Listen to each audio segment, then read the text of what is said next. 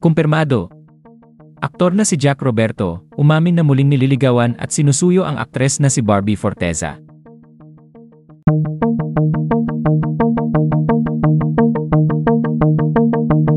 Sa kabila ng mga usap-usapan na nagdulot ng espekulasyon na wala ng pag-asang magkabalikan pa at tuluyan ng tatapusin ng estranged couple na sina Barbie Forteza at Jack Roberto ang kanilang mahigit 7 taon na relasyon, ay nakumpirma ng ngayong araw ang ongoing reconciliation process sa pagitan nilang dalawa. Kumakalat kasi sa social media ang mga ebidensya na makailang beses nang namamataan si Jack na binibisita sa kanilang bahay si Barbie. Senyales ito na muli nang ang nag-uusap at malamang na muling sinusuyo ng aktor ang aktres para maayos ang kanilang relasyon, na sobrang ikinatuwa ng marami at looking forward na sana ay magkabalikan na nga ang dalawa.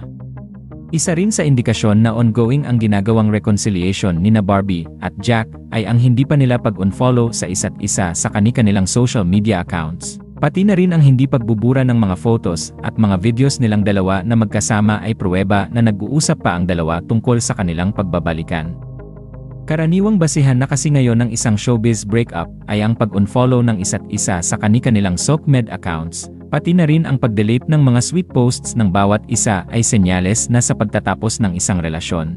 Bagay na hindi pa ginagawa ni Barbie Forteza at Jack Roberto. Samantala, matapos ang ilang araw na pananahimik ay eksklusibong nagbigay na ng kanyang pahayag ang aktor na si Jack Roberto tungkol sa estado ng relasyon nila ngayon ng aktres na si Barbie Forteza.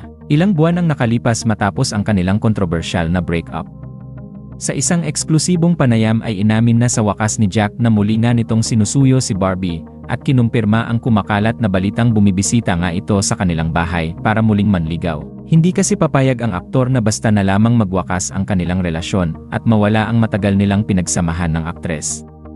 Aminado si Jack sa kanyang mga naging pagkukulang kung kaya hindi niya masisisi si Barbie kung ito ang unang sumuko, bagamat gumagawa siya ng mga paraan para mapunan lahat ang mga pagkukulang na yon. Aminado rin si Jack na nagkamali at umaasa na mabibigyan siya ni Barbie ng isa pang pagkakataon upang ipakita kung gaano niya pinapahalagahan ang kanilang relasyon. Ano ang iyong reaksyon sa balitang ito? Mag-comment lang ng iyong opinyon at huwag kalilimutang i-like ang video na ito para manatiling updated sa iba pang mga video. Maraming salamat sa panonood.